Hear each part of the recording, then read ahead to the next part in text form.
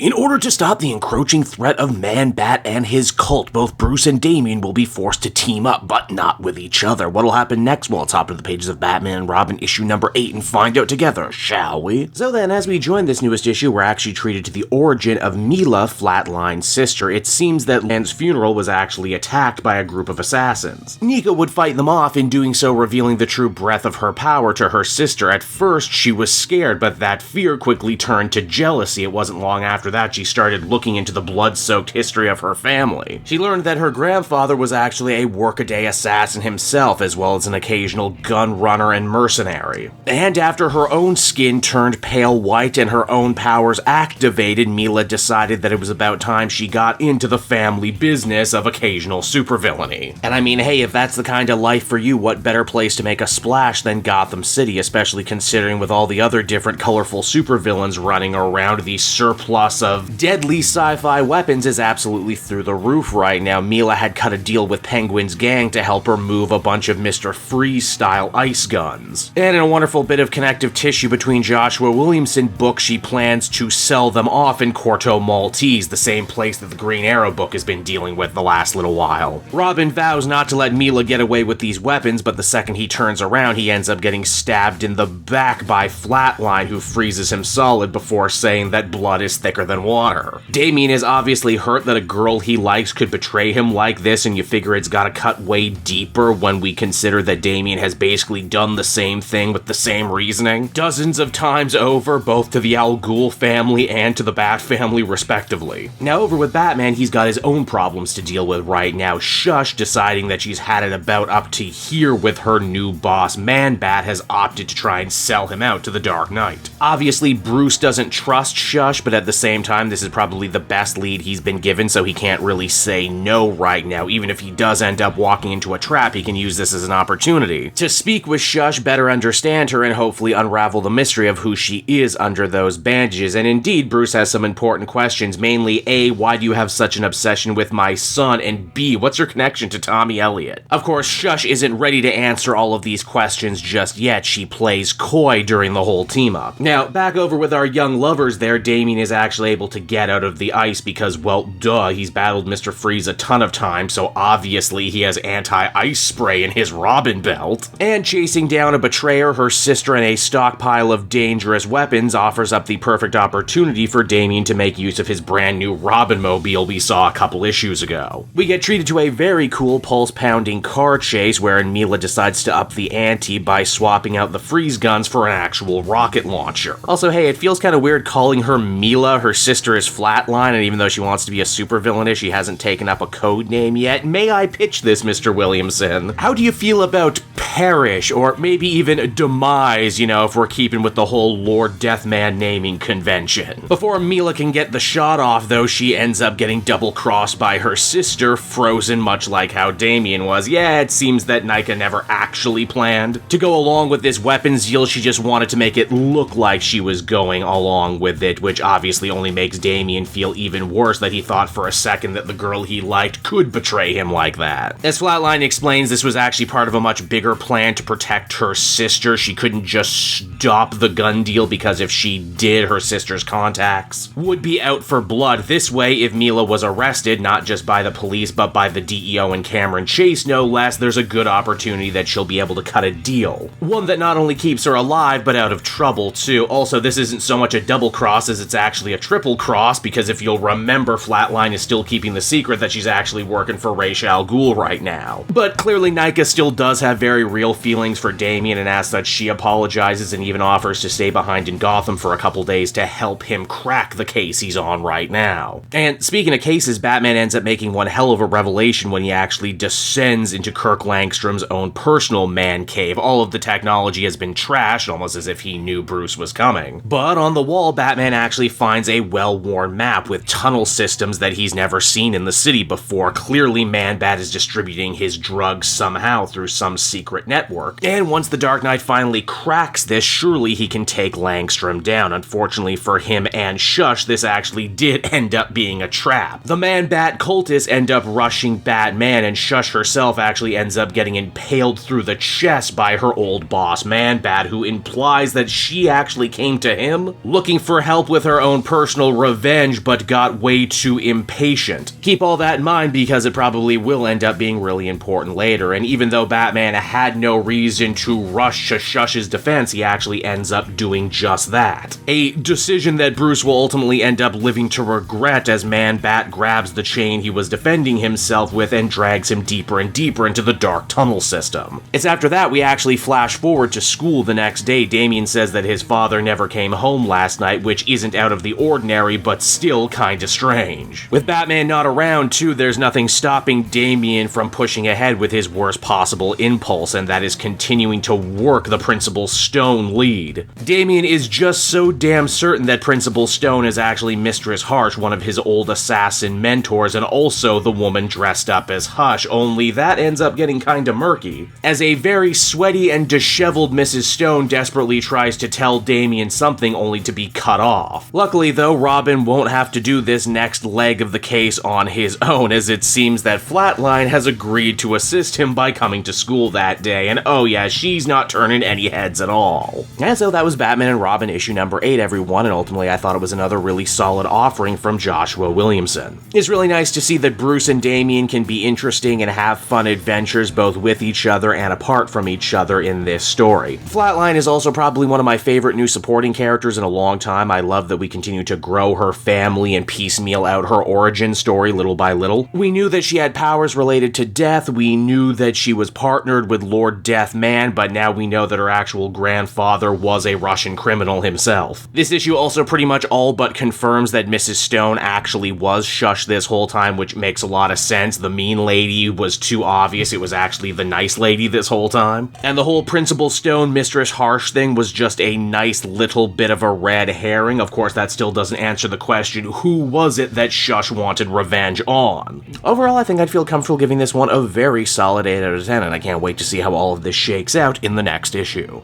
Hey there everyone, it's your old pal Cape Joel again, thanking you so much for watching to the end of the video. I hope you enjoyed it, and if you did, why not check out my Amazon link down in the description. Yes, that's right, the Cape Joel channel officially has its own Amazon storefront now. You can pick up a comic or anything else for that matter, and if you did, you'd really be helping me in the channel. So with that out of the way everyone, I will see you again next time. Bye-bye.